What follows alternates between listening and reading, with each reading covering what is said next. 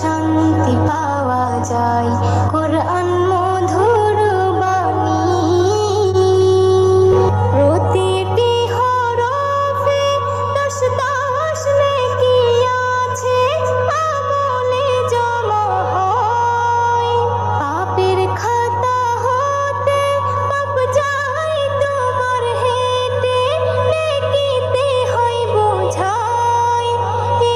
এমন বরকতময় মেলে সবারই দাওয়াই।